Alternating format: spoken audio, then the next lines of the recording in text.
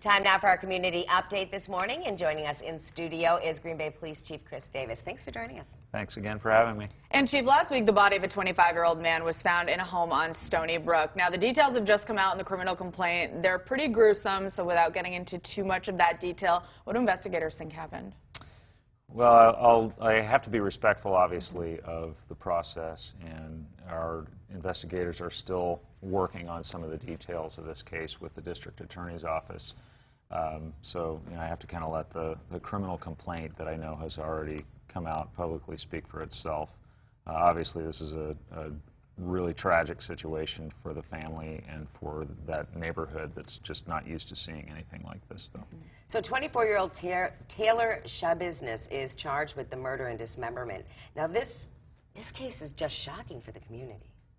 It really is, and in addition to the impact that it has on the community, one of the things that we're dealing with inside the organization is the impact that it has on our officers and our detectives and our non-sworn professional staff folks who go out and process crime scenes. And so we've made resources available internally for wellness for all those folks who had to go do their job that they do in these kind of cases. So. And we know you haven't been in Green Bay your whole career, but have you ever dealt with a case like this before? Not quite like this. I've seen things similar to this over the years, but this is definitely a unique situation, and hopefully we don't see any more of these. Yeah. Now, you touched on this a little bit. How hard is it for investigators to work on a case like this? How does it affect them? I think it affects different people in different ways, but you can't go see tragedy in whatever the circumstances are, whether it's a homicide, a traffic fatality, or anything like that, without it impacting you.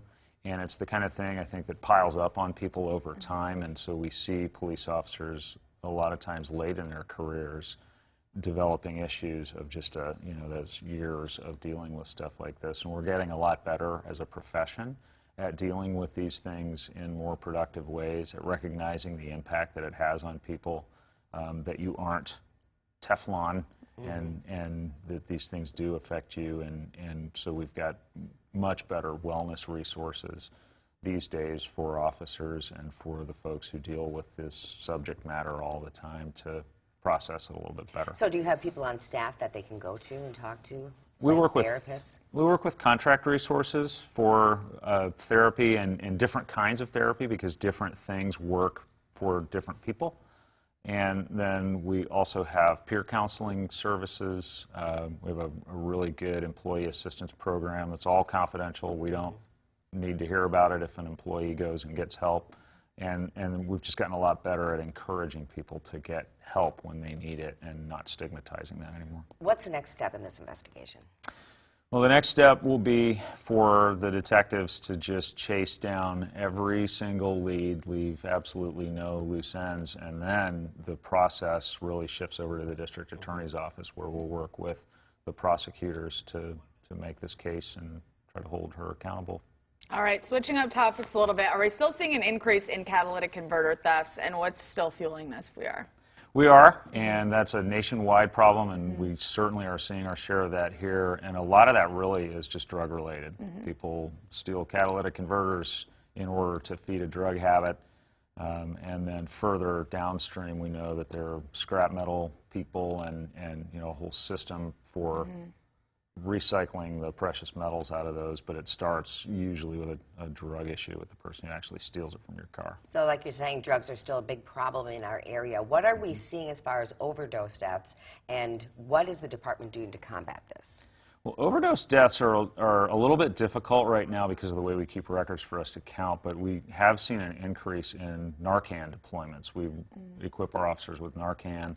In 2020, we had about 45 of those. In 2021, it was up to 89, and actually while I was on my way in here, we just had another one this morning that officers are working right now. We're seeing a big problem with fentanyl and with methamphetamine, and often combined. We're seeing a lot of the methamphetamine that comes into the community also contains fentanyl, and so that's a really big and growing problem for us. And what are you doing for it?